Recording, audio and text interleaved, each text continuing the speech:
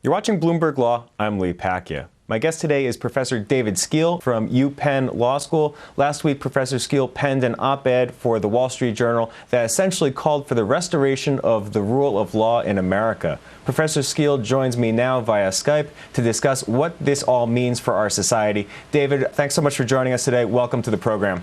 Oh, thanks so much for having me. Really interesting op-ed. Wanted to start off by asking you what exactly you mean by the term rule of law and why is it so important? Well, what I mean by the rule of law is simply that in a nation that's ruled by laws and not by the whim of its leaders, laws will be enacted through a proper process, which is ordinarily through the legislature, and they will be enforced as enacted. The laws that we have on the book won't simply be ignored because somebody has a better idea. But how objectively does one gauge stuff like the current state of property rights or freedom from corruption? I guess those are metrics that people who talk about the rule of law commonly point to figure out how we're doing in adhering to those principles.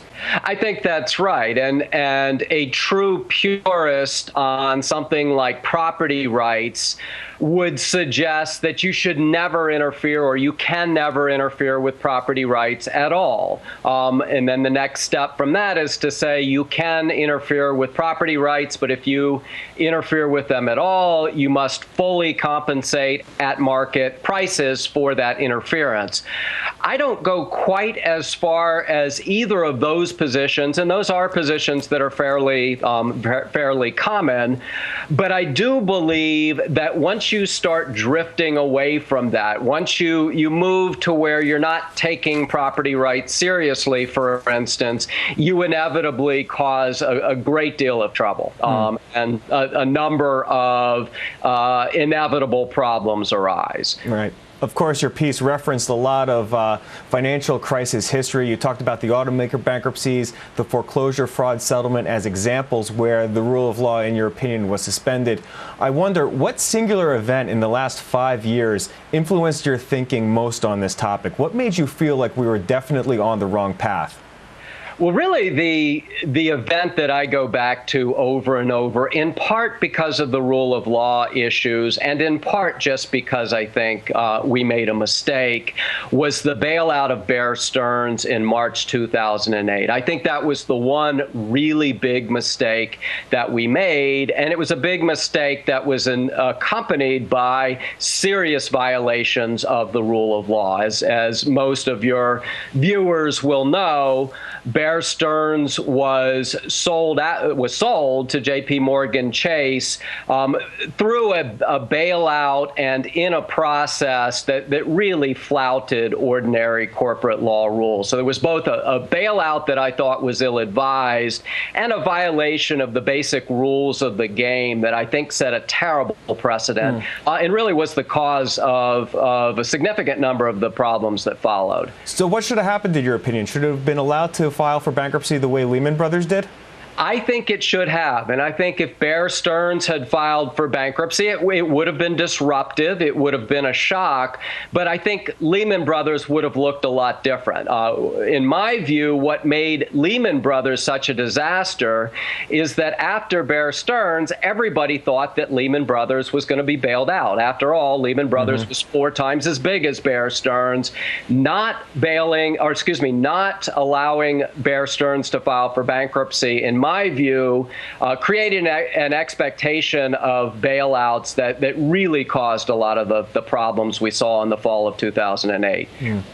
Going back to your piece, you point out that there's a counter-argument to be made that the rule of law is often suspended in moments of national crisis. The problem here, however, is that the financial crisis of 2008 was absolutely huge, and it unfolded very slowly.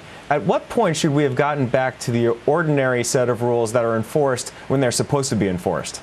This is a great question. I guess if I had to pick a time, I would say at least by the time the financial reforms were enacted in the summer of 2010, by the time the Dodd-Frank Act was put in place, certainly by then we should have fully moved back to the rule of law. I think you could argue that we ought to have moved back before, but the fact that we continue to see an ignoring of the rule of law after Dodd-Frank, I think is a very dangerous sign. So, I mean, essentially what we're talking about here is America's great, at least in an economic sense, advantage over the rest of the world. I need to ask, are we at the point where we're beginning to scare off foreign investment? I think there's a real risk of that. And, I think that we're at the point where if you're any investor, you may think twice about investing in the midst of a crisis because you can't be sure how the government's going to react. If you're a foreign investor, I think you've got to worry even more because it's even more likely that foreign investors won't get a fair shake than American investors. So I do think we're at a point where that is a serious issue that we should be talking about. We're right smack in the middle of presidential campaign season. Which presidential candidate, in your opinion, is more committed to preserving the principles we're talking about today? Well, I would hesitate to come down too strongly on one side or the other. I think most people's intuition would be that Romney is likely to be more serious about the rule of law than Obama. But it's important to acknowledge that the violations that I've been talking about were not all in the Obama administration. When we're talking about the problems with Bear Stearns and with AIG of violations of the rule of law, those were Bush administration violations. So I think it's a bipartisan danger. And in a perfect world, both parties would be moving in the opposite direction. So it's tough to figure out in terms of what to do next. This is difficult. We're talking about government having almost this habitual tendency to intervene in messy economic situations. The economy's not great out there. What is to be done from the top down? I mean, how does the government tell itself to stop intervening in economic crises? It's really difficult. I think that all you can do from the executive branch point of view is hope that our executive, whoever it is coming out of the November election, will recommit to the rule of law. But I think a little more realistic and a little bit more tangible, I think now is the time for courts to be much more serious about insisting on adherence to the rule of law. In the middle of a crisis, you can understand why a court would be reluctant to interfere with what the president and the executive branch are doing.